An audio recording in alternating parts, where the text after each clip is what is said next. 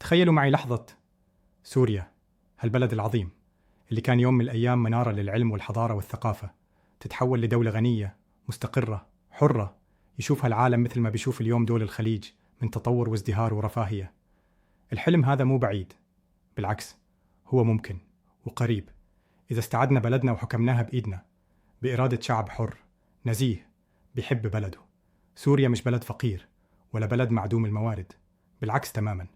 سوريا من أغنى الدول العربية بالثروات الطبيعية، عندنا النفط والغاز والفوسفات والأراضي الزراعية والسواحل والموقع الجغرافي الاستراتيجي، وحتى الطاقات البشرية اللي برا وداخل البلد، كلها ثروات إذا انحطت بإيد أمينة صادقة بتقدر تغير وجه سوريا للأبد.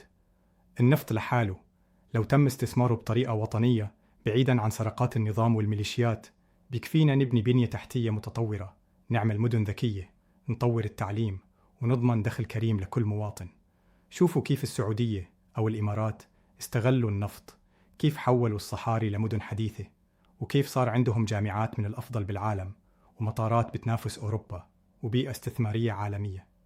ليه ما تكون سوريا هيك؟ شو ناقصنا؟ لا شيء غير حرية القرار وصدق الإدارة.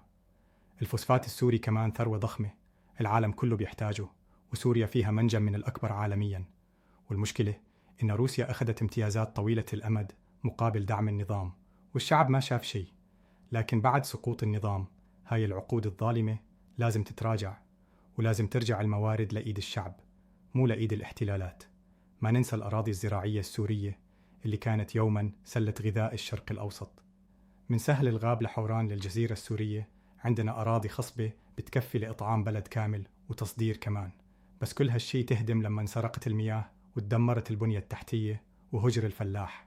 حتى السياحة، سوريا كنز أثري وحضاري، من تدمر لدمشق القديمة لحلب لسواحل طرطوس. لو قدرنا نوفر الأمن ونرجع نبني بلدنا، السياح من كل دول العالم رح ييجوا يشوفوا الحضارة ويدخلوا عملة، ونفتح فرص عمل للناس. يعني ببساطة سوريا بعد التحرير وبعد إسقاط النظام قادرة تكون مثل الخليج، بل حتى أقوى، إذا قدرنا نعيد بناء الدولة على أسس العدالة الشفافية والمحاسبة، ونمنع الفساد، ونخلي القرار بإيد الشعب. السؤال اليوم مش هل ممكن؟ السؤال الحقيقي إمتى رح نبدأ؟